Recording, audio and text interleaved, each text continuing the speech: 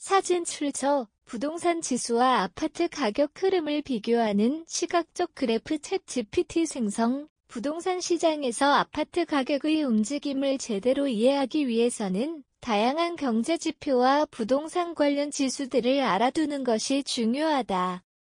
단순히 주택 매매 가격 지수나 전세 가격 지수만으로는 부동산 시장의 흐름을 정확하게 파악하기 어렵다. 주택 사업 경기 전망 지수, 자금 조달 지수, 매수 우위 지수 등 여러 지표를 통해 시장 심리를 분석하고 미래를 예측할 수 있다. 각 지표를 이해하면 아파트 가격이 어떻게 변화할지 보다 명확하게 볼 수 있다. 주택사업 경기 전망 지수는 주택산업연구원이 주택사업자들을 대상으로 조사하여 발표하는 지수로 앞으로의 주택 경기를 전망하는 중요한 지표다. 105 이상이면 주택사업 경기가 좋아질 것이라는 기대감이 높음을 95 미만이면 하락을 예측함을 의미한다. 이번 달 서울의 주택사업 경기 전망 지수는 115.9로 기준선을 훌쩍 넘으며 서울의 주택사업자들이 긍정적인 전망을 보이고 있음을 보여준다. 반면 비수도권은 81.9로 낮게 나타나 주택사업자들이 지방시장을 부정적으로 보고 있다. 자금 조달 지수는 주택산업연구원이 한국주택협회와 대한주택건설협회 회원사를 대상으로 설문조사에 발표하는 지수다. 이 지수는 자금 조달이 원활한지 여부를 나타내며 100을 밑돌면 자금 조달 전망이 비관적임을 뜻한다. 이번 달 자금 조달 지수는 85.2로 나타났는데 이는 대출 규제와 금리 인상으로 인해 자금 조달이 어려워진 상황을 반영한다. 그러나 미국의 기준금리 인하 가능성이 커지면서 국내에서도 금리 인하 기대감이 나타나 전월 대비 지수가 소폭 상승했다. 매수 우위 지수는 KB부동산에서 조사하여 발표하는 지표로 매수자와 매도자 간의 심리를 반영한다. 지수가 100을 넘으면 매수자가 많다는 뜻이고 100 미만이면 매도자가 우위에 있음을 나타낸다. 이번 달 서울의 매수 우위 지수는 57.8로 매수자보다 매도자가 더 많은 상황을 보여주고 있다. 이는 정부의 강력한 대출 규제와 금리 인상으로 인해 매수 심리가 위축되었기 때문으로 해석된다. 서울과 비수도권 부동산 시장의 차이는 지표를 통해 뚜렷하게 드러난다.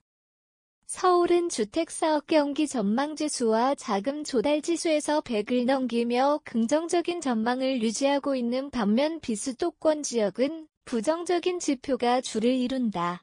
비수도권은 미분양 물량이 많고 아파트 가격 하락세가 지속되며 주택 사업자들이 경기 전망을 부정적으로 바라보고 있다. 이는 비수도권의 주택시장이 회복 속도가 더디다는 것을 보여준다. 특히 주택산업연구원에 따르면 7월 말 기준 전국 미분양 물량의 80%가 비수도권에 집중되어 있으며 이로 인해 지방 주택시장은 수급 불균형을 겪고 있다. 이런 상황은 서울과 지방의 부동산 시장 양극화를 더욱 심화시키고 있다. 서울은 여전히 가격 상승 기대감이 존재하고 있지만 지방은 수요 감소와 미분양 증가로 인해 부정적인 분위기가 지속되고 있는 것이다. 정부의 대출 규제와 금리 인상은 부동산 시장에 큰 영향을 미치고 있다. 대출 규제가 강화되면서 자금 조달이 어려워져 매수자가 감소하는 반면 매도자가 더 많아지는 현상이 나타나고 있다. 매수 우위 지수가 100 이하로 떨어진 것에서 알 수 있듯이 시장의 매도자가 더 많아지는 상황이 지속되고 있다. 대출 한도 축소, 주택담보대출 규제 등 정부 정책이 시장의 부담을 가중시키면서 매수 심리가 위축된 것이다. 그러나 서울은 이런 규제 속에서도 자금 조달 지수와 입주 전망 지수에서 긍정적인 전망을 보이고 있다. 서울의 입주 전망 지수는 102.8로 기준선인 100을 넘었으며 이는 주택 사업자들이 여전히 서울 아파트 시장의 미래를 긍정적으로 보고 있음을 나타낸다. 서울은 금리 인상과 대출 규제에도 불구하고 아파트 가격 상승 기대감이 여전히 존재하는 곳으로 평가된다. 수원대 부동산학 전공 노승철 교수, 전 사단법인 한국 CPM 협회장은 정부의 대출 규제와 금리 인상에 대해 단기적으로는 부동산 시장과 열을 진정시키는 효과가 있지만 장기적으로는 시장에 부담을 준다고 지적했다. 그는 대출 규제로 인해 자금 조달이 어려워지면서 주택 사업자들이 신규 사업 추진에 제약을 받을 수 있으며 이는 결국 공급 위축으로 이어질 가능성이 크다고 분석했다. 또한 금리 인상이 실수요자들에게 이자 부담을 증가시켜 주택 구매 심리를 위축시킬 수 있다는 점을 강조하며 이러한 규제 속에서 서울과 비수도권 간 양극화는 더 심화될 것이라고 말했다. 노 교수는 시장 안정화를 위해서는 규제와 함께 장기적인 안정화 대책이 병행되어야 한다고 조언하며 정부의 정책적 균형이 필요함을 강조했다. 부동산 시장의 다양한 지수를 이해하면 아파트 가격 흐름을 더 잘 예측할 수 있다. 주택 사업 경기 전망 지수, 자금 조달 지수, 매수 우위 지수 등은 시장의 심리와 자금 흐름을 보여주며 이를 통해 서울과 비수도권의 시장 상황을 비교 분석할 수 있다.